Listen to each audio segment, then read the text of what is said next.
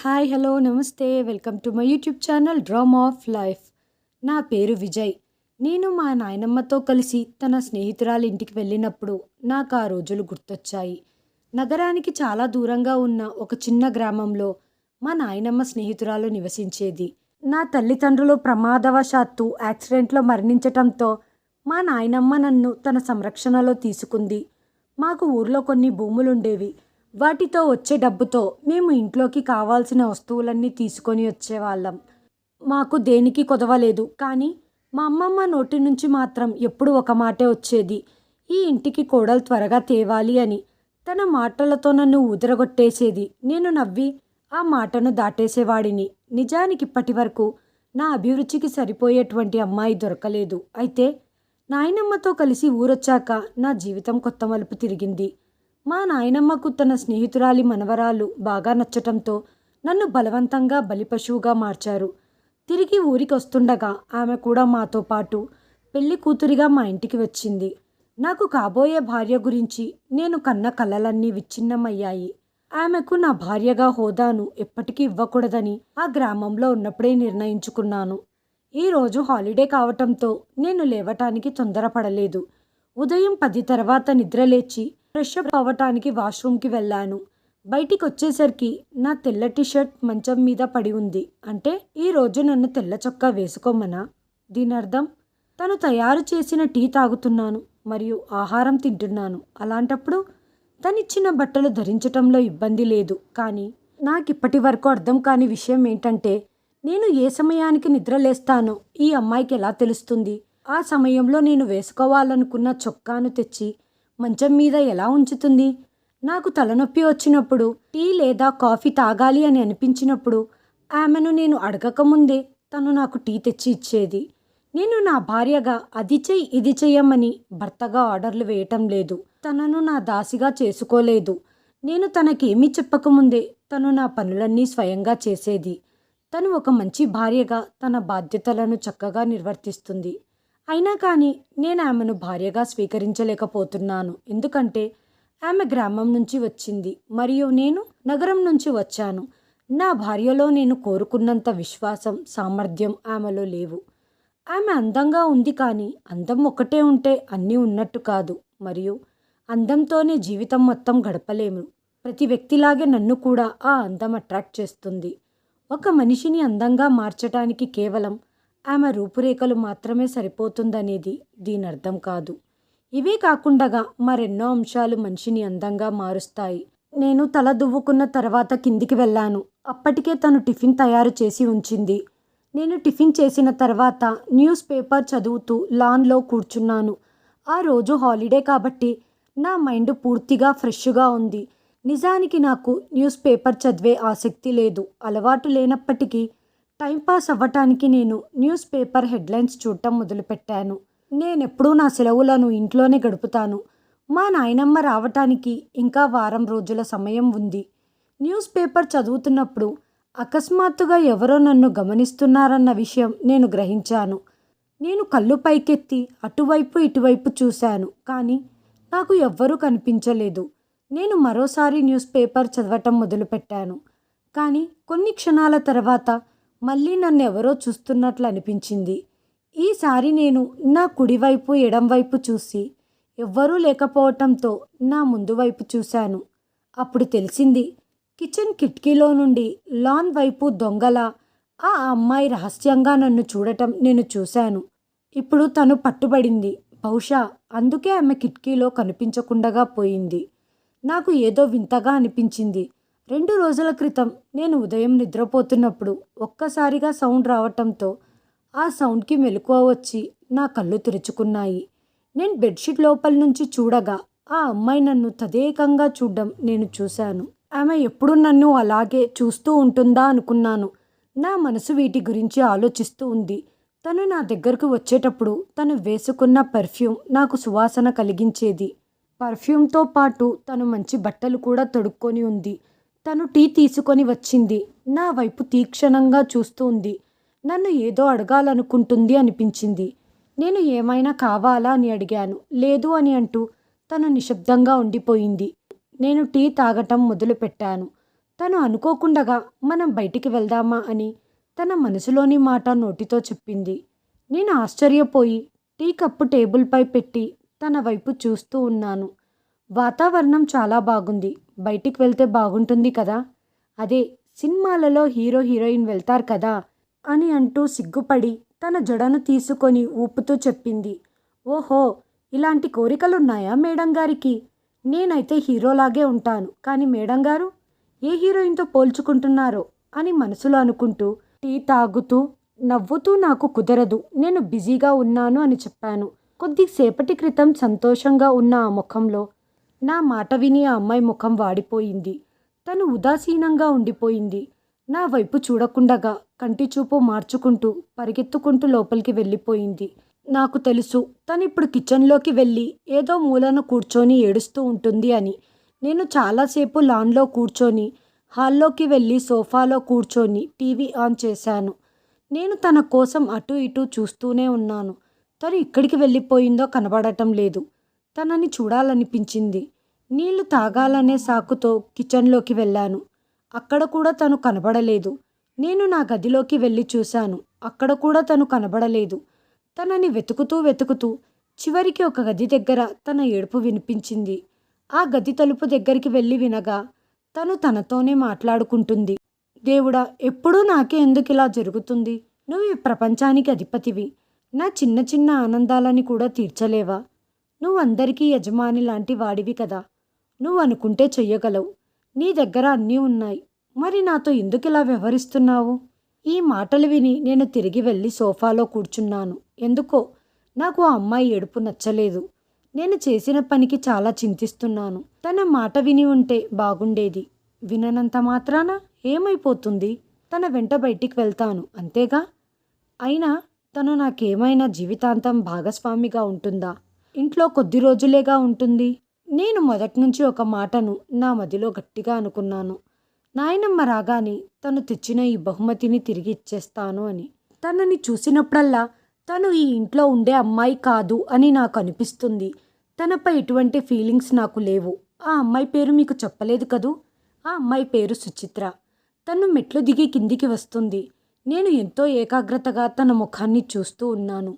తన ముఖంలో ఎలాంటి నిరాశ కానీ కళ్ళల్లో కన్నీరు కానీ కనిపించట్లేదు. అంటే తను నా మీద వ్యతిరేకత చూపించట్లేదు అనుకున్నాను. తను కిచెన్ వైపు వెళ్తుండగా నేను తనని పిలిచి, ఈరోజు వంట ఏమీ చెయ్యొద్దు, మనం బయటికి వెళ్దామని చెప్పాను. మనమా?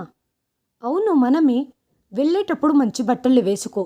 ఇప్పుడు వేసుకున్న బట్టలే వేసుకొని వస్తే అందరూ నవ్వుతారు. తను నవ్వుకుంటూ గదిలోకి వెళ్ళిపోయింది.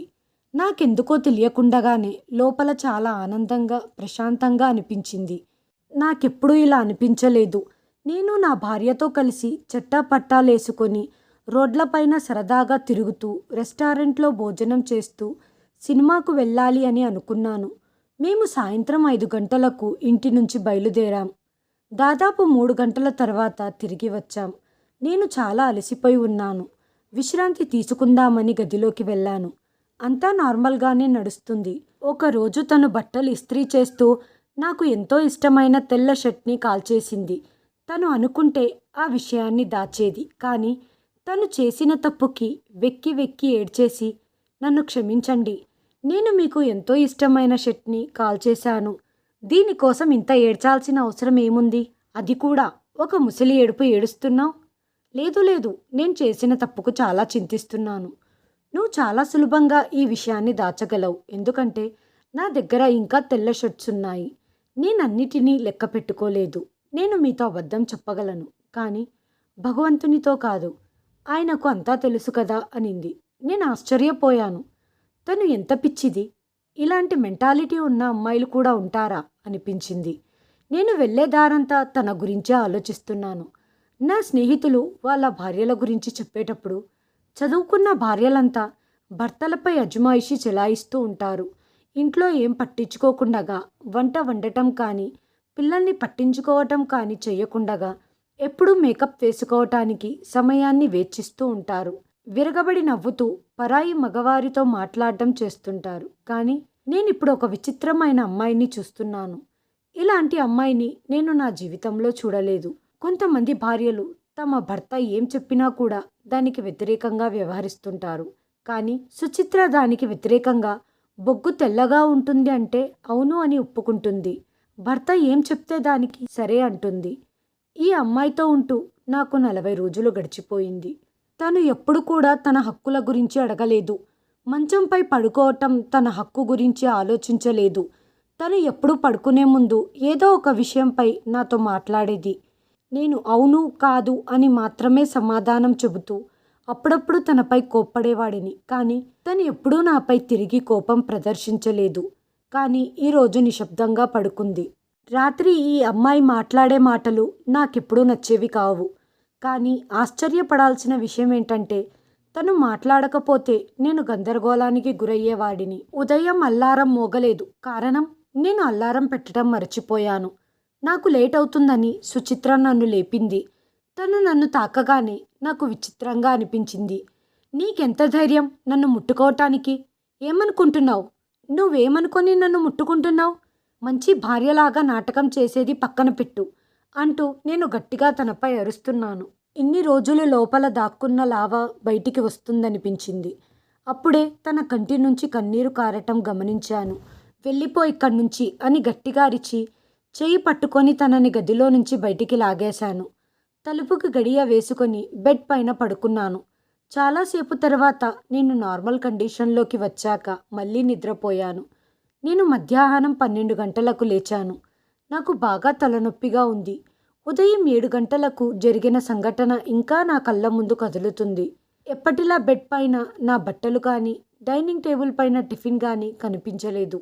నాకు అర్థమైపోయింది తనకు నా మీద కోపం వచ్చి ఉంటుంది అని. నేను తనతో చాలా దారుణంగా వ్యవహరించాను అనిపించింది. నేను కిచెన్లోకి వెళ్ళి నా కోసం టిఫిన్ రెడీ చేసుకుంటున్నాను. ఇన్ని రోజులు నేను తను చేసిన టిఫిన్ తినేవాడిని. సొంతంగా వంట చేసుకునే అలవాటు పోయింది.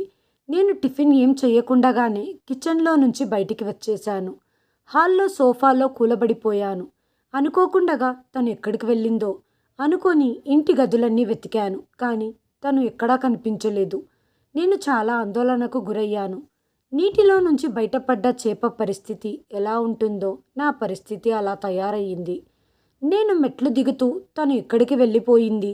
వెళ్ళిపోని నాకేమైంది? తను వెళ్ళిపోవటమే కదా నాకు కూడా కావాల్సింది. కానీ కొంతసేపటికి తను వెళ్ళిపోయినందుకు నేను చాలా ఆందోళనకు గురయ్యాను.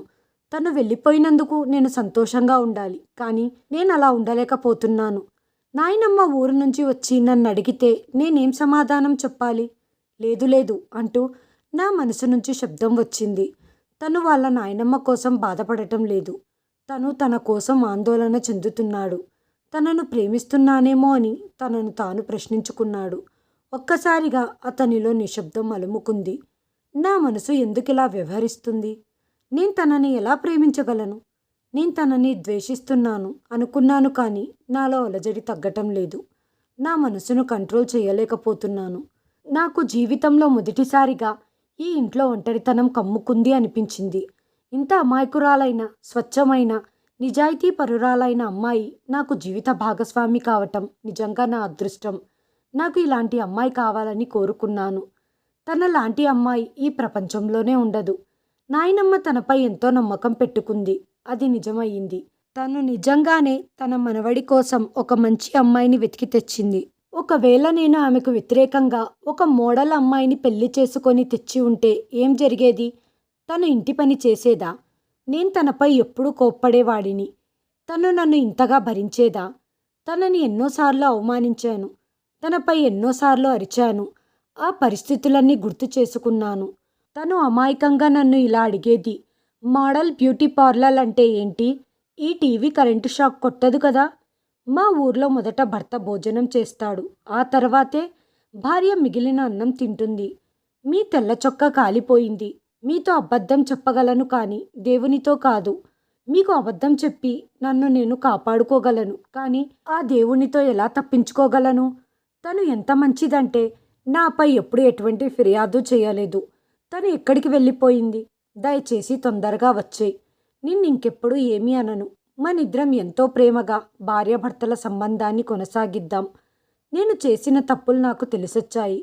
పరిగెత్తుకుంటూ వెళ్ళి కారులో కూర్చొని ఎంతో వేగంగా రైల్వే స్టేషన్ బయలుదేరాను. తను ఎక్కడ వెళ్ళిపోతుందో అనే కంగారులో నేనేమీ పట్టించుకోకుండగా ఎంతో స్పీడుగా బయలుదేరి రైల్వే స్టేషన్కు చేరుకున్నాను. అక్కడ ఉన్న ఒక వ్యక్తిని ట్రైన్ టైమింగ్ అడిగాను. ఆ ట్రైన్ వెళ్ళిపోయింది కదా అని సమాధానం వచ్చింది. నేను ఎంతో నిరాశకు గురయ్యాను. నేను అలాగే బెంచ్ మీద కూర్చుండిపోయాను. తను నన్ను అలా ఎలా వదిలేసి వెళ్తుంది? ఇంత చిన్న తప్పుకు అంత పెద్ద శిక్ష విధిస్తుందా?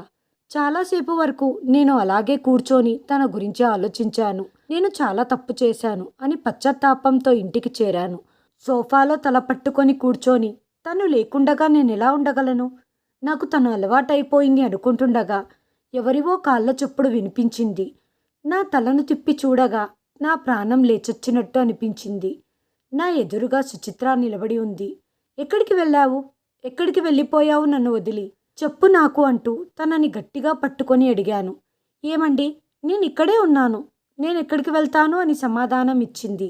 నేను ఎంతో ఆందోళన పడిపోయాను. నేను నీపై ఎంత కోప్పడినా, ఎంత అరిచినా నువ్వు ఇంకెప్పుడూ నన్ను వదిలి వెళ్ళకూడదు. నిన్నింకెప్పుడూ గది నుంచి బయటికి గెంటెయ్యను. నేను నా మనస్ఫూర్తిగా నిన్ను నా భార్యగా స్వీకరిస్తున్నాను.